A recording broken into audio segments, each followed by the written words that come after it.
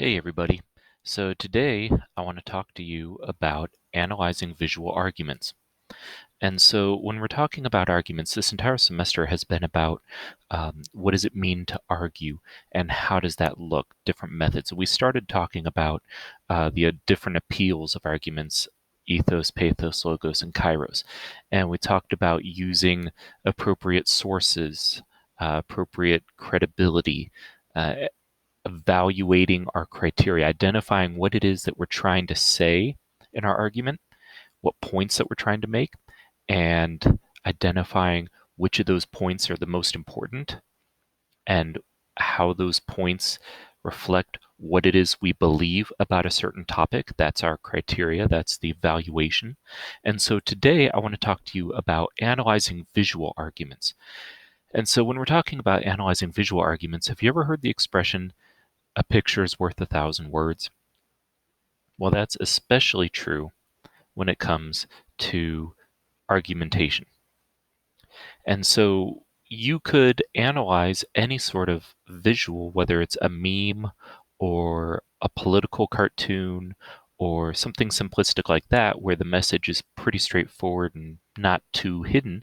But what happens if you come across something like this?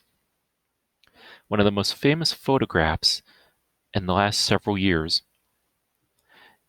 is this one.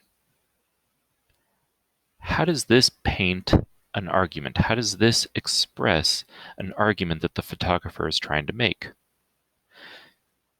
Well, as I'm asking you these questions, you probably have some general ideas, and we'll get more into this in just a minute, but just looking at this visual, our eyes are drawn to certain criteria, certain things, and that criteria, you may not be able to put it in words, or maybe you've just never thought about it in specific terminology before, but that's what we're going to talk about today. And there are many different elements that you could use, but I'm going to break it down into simple parts that I think are easy to digest for kind of an intro to this sort of thing. So, and I'm not going to read this whole PowerPoint to you. You can look at this at your own time, but I just kind of want to give you the highlights. And so we're going to talk about the use of type, space, color, and graphics. And so just very briefly, what do I mean by each?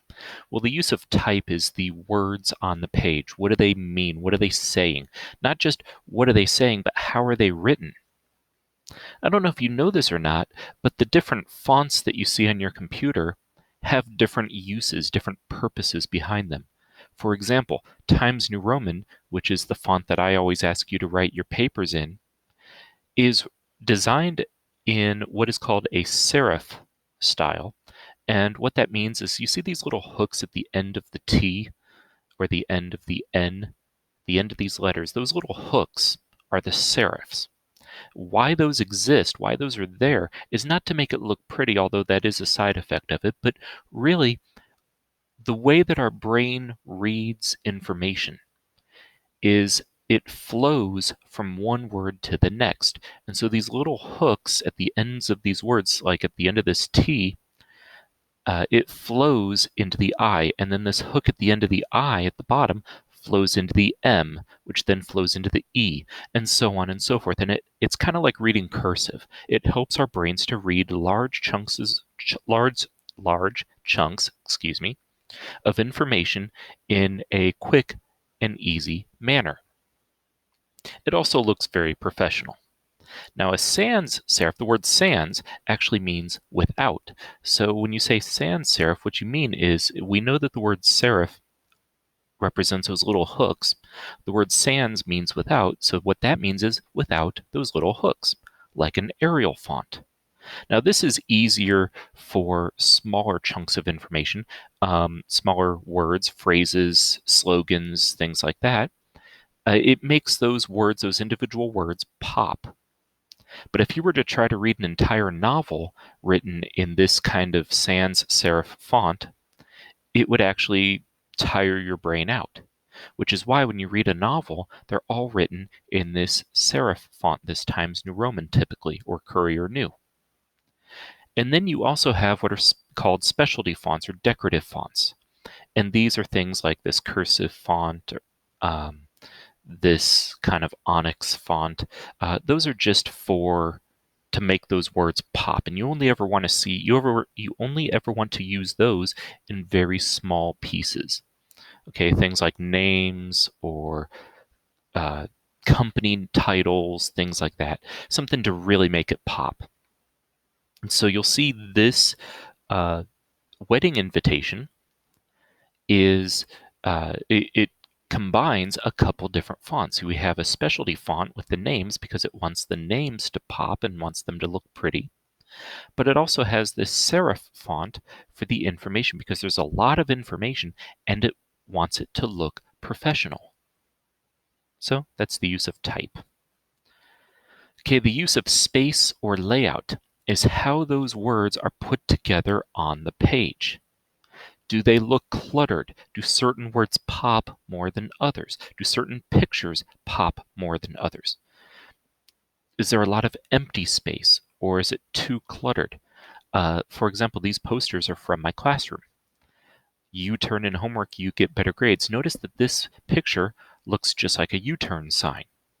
And the word you is replaced with the letter U to make or to add to the humor, to add to the pun of the U-turn.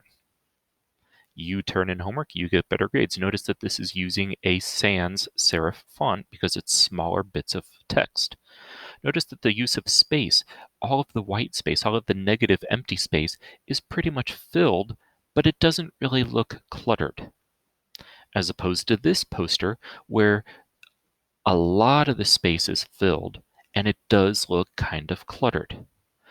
The reason it doesn't hurt your brain that much is because a lot of the clutter is using a specific color that kind of mutes a lot of the words, this kind of matted blue. Okay, more on that in just a minute. So, one thing that I want to point out to you when it comes to using space is something called the rule of thirds. Now, those of you in art or photography, you're probably already familiar with the rule of thirds, but for those that aren't, let me explain. See, our eyes, when we look at an image, when we look at a picture, our eyes automatically divide the screen, if you will, the space into 9 quadrants. 3 by 3, the rule of thirds. And our brains automatically have our eyes focus at these intersecting points of the picture. So if you look at this picture of this bottle, it's directly on one of these third lines, and our eyes automatically gravitate to these intersecting points. If this grid wasn't here, our eyes would see the bottle first, not just because it's in the foreground, but because it's directly on that imaginary line that our eyes automatically look at. And so we would say that the use of space in this picture, although there's a lot of empty space here, is really well done because of the placement of this bottle on this imaginary rule of thirds line. Same concept with this starfish. Now the starfish doesn't take up the whole space, but it does sit nicely on this intersecting line. This intersecting point, I should say. And so our brains, our eyes automatically gravitate towards that. The same thing with the front of this boat. You notice that when you look at this picture, you don't look at the entire boat as one.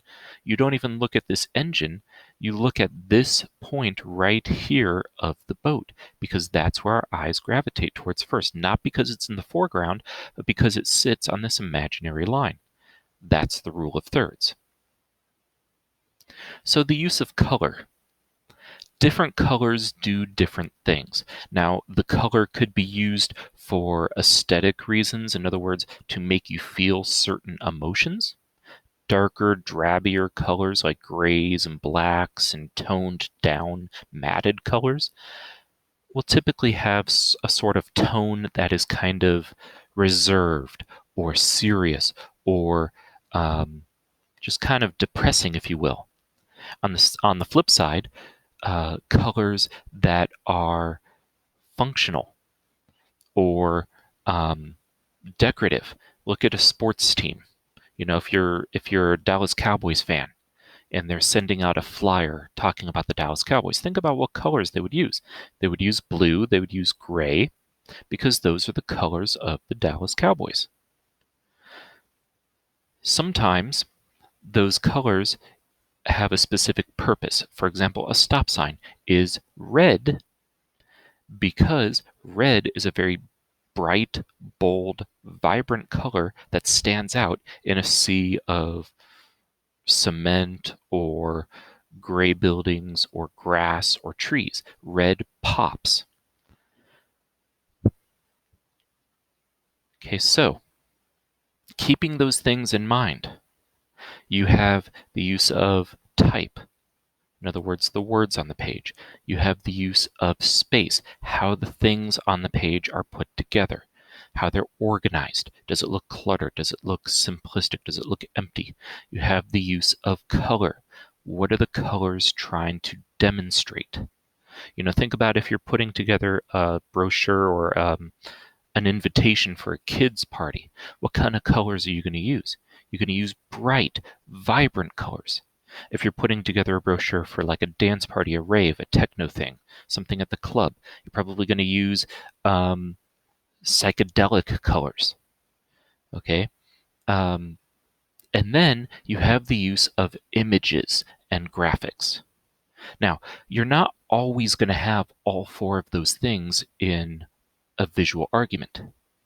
The more you have, typically the more effective the argument, but you could focus on just 2 or 3 instead of all 4. Let me give you an example. Back to this picture. Notice that the element that's completely missing here is the use of type. There are no words here, but we have bright, bold colors. This woman's, I don't know what you'd call it, her scarf, her shawl, her outfit is this bright color contrasted against the drabbiness of the brown and the green. Okay, and we have some mud, some dirt on her face. And then we have her eyes, her extremely vibrant eyes. And notice that if I were to divide this into thirds, notice that her eyes, specifically this one, sits nicely at the intersection of that imaginary rule of thirds. And so our eyes are immediately drawn to her eyes. And so combining the use of color, the use of space, she is the only thing in the shot. She is basically taking up the entire shot. And the use of image, put all of those together.